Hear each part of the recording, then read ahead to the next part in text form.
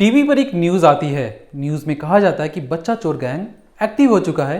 ये गैंग बच्चा चोरी, किडनैपिंग की वारदात को अंजाम देता है, जिसके बाद ये माँ बाप को फोन कर बताता है कि आपके बच्चे की किडनैपिंग की जा चुकी है। अगर अपने बच्चे की सलामती चाहते हो तो हमें भारी भरकम रुपए दे दो। अभी इस न्यूज को एक छोटा बच्चा खाना खाते हुए देख रहा था, सुन रहा था, समझ रहा था। इसके बाद उसने आगे जो किया वो आपको मैं आखिर में बताऊंगा। पहले जान लीजिए यूपी के हाथरस में एक छोटी सी वारदात के बारे में, जहां पे किडनैपिंग को बड़ी आसानी से पुलिस ने कैसे सॉल्व किया। दरअसल यहाँ पे एक छोटा सा लड़का है, नाम है कर्तव्य। कर्तव्य पढ़ाई लिखाई में बहुत अच्छा है, खेल कूद में भी उतना ही ज्यादा उस्ताद है। ये अक्सर शाम को ट्यूशन पढ़ने जाता है। ट्यूशन पढ़ने जाते वक्त इसके दोस्त भी हैं, जहाँ पे मौज मस्ती भी करता है, और इस मौज मस्ती में ये उनका उस्ताद भी है। अब कर्तव्य उसके दोस्तों ने प्लान बनाया कि ट्यूशन खत्म होने के बाद बगल में जो मेला चल रहा है वहां पे क्यों ना घूमने जाया जाए। अब ट्यूशन खत्म होने के बाद कर्तव्य अपने दोस्तों संग मेला देखने चले भी जाता है। मेला देखते देखते वहां पे मौज मस्ती करते करते हो जाती है देर शाम। देर शाम को कर्तव्य भागते हुए मेले के गेट के सामने आकर कहता है कि बच्चा चोर गैंग ने उसे किडनैप करने की कोशिश की है, जिसके बाद उनसे हाथ छुड़ाकर भाग कर आया है। और ये सब चीजें वो चिल्ला चिल्ला के कह रहा था। जब उसकी चिल्लाने की आवाज आसपास के लोगों के कानों तक पड़ी तो आसपास के लोग उसके पास आए और पूछा कि बेटा तुम्हारा नाम क्या है, तुम्हारे माता पिता का नाम क्या है और उनका फोन नंबर क्या है। माता पिता की इसकी जानकारी दी जाती है। माता पिता आनंद फानंद में दौड़ते दौड़ते उसके पास पहुंचते हैं, जिसके बाद माता पिता बगल की पुलिस थाने बताते हैं। पुलिस थाना आसपास के जितने भी इलाके थे वहां नाकेबंदी कर देती है। सीसीटीवी फुटेज खंगाले जाते हैं। पीसीआर वैन से अलग अलग गलियों में उनकी खोजबीन की जाती है कि आखिर वो किडनैपर्स कौन है जिसने कर्तव्य की किडनैपिंग की इस वारदात को अंजाम दिया। अब यूपी के हाथरस का मैंने आपको ये कांड बताया।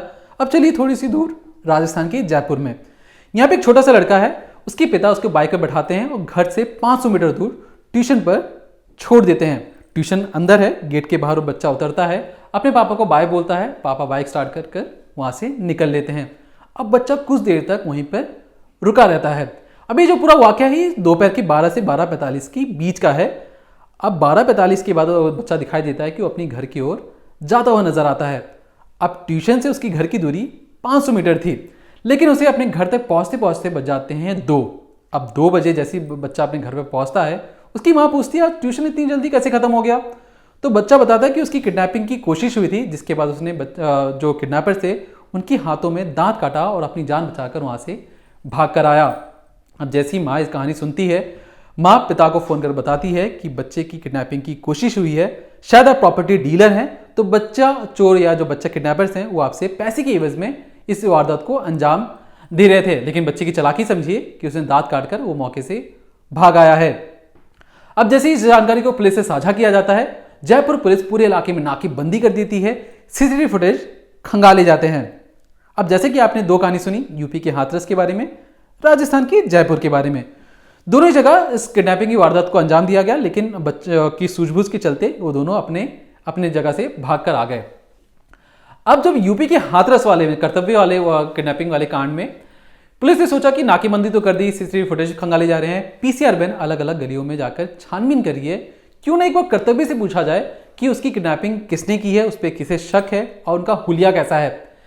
एक पुलिस अफसर कर्तव्य को कोने में ले जाकर अकेले में पूछताछ करता है कि बेटा जरा बताओ कि आपकी किडनैपिंग किसने की है, जरा चेहरा बता सकते हो वो कौन है। कर्तव्य कहानी बताता है। कर्तव्य कहता है कि मुझे जरा भी अंदेशा नहीं था कि पुलिस इस तरीके से छानबीन करेगी। उसका मकसद सिर्फ अपने माँ बाप के साथ घर जाना था, क्योंकि पापा मम्मी ने बताया था कि ट्यूशन खत्म होने के बाद सीधे घर आना है, कहीं भी रास्ते में रुकना नहीं है। लेकिन वो ट्यूशन खत्म होने के बाद अपने दोस्तों संग या दोस्तों की बातों में आकर मेला देखने चला गया। मेला देखते देखते लेट हो गया, इस वजह से उसने एक कहानी बनाई, मनगढ़ंत कहानी बताई कि मेरी किडनैपिंग की कोशिश हुई है, जिसका मकसद ये था कि माँ बाप को जैसे ही पता लगेगा पापा मम्मी आएंगे, उसे गले सीने से लगाएंगे और चुपचाप उसे घर लेके चले जाएंगे। लेकिन इतना बड़ा बखेड़ा खड़ा हो जाएगा इसने जरा भी सोचा नहीं था। यूपी के हाथरस वाला मामला सुलझ गया। अब आते हैं राजस्थान की जयपुर में। यहां पे जैसे बच्चे ने बताया कि उसकी किडनैपिंग की वारदात को अंजाम दिया गया ट्यूशन के ठीक बाहर। सीसीटीवी फुटेज खंगाला गया, पूरे इलाके में नाकेबंदी थी। सीसीटीवी फुटेज में बच्चा साफ तौर पे दिख रहा है कि वो चुपचाप इधर उधर देखता है, बहुत देर तक वहीं खड़े रहता है और वहां से निकलता हुआ अपने घर की ओर दिखाई देता है। पुलिस जब उससे पूछताछ करती कि तुमने जो अपनी किडनैपिंग की कहानी बताई है वो दरअसल झूठी है, तुम जो कहानी बता रहे हो वो उसमें जरा भी सच नहीं है। बच्चा टूटता है और कहता है कि मुझे ट्यूशन जाने से डर लगता है, मुझे ट्यूशन नहीं जाना था, इसलिए मैंने ये कहानी बताई ताकि पापा मम्मी मुझे डांटे नहीं।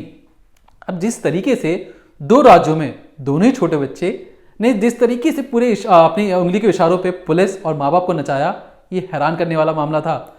मकसद ये था कि ट्यूशन जाना था या कहें माँ बाप से का जो डर था उससे कहीं ना कहीं बच्चों को बचना था, इसलिए उन्होंने पूरी कहानी मनगढ़ंत कहानी बताई और पूरे पुलिस महकमे को अपने इशारों पर नचाया।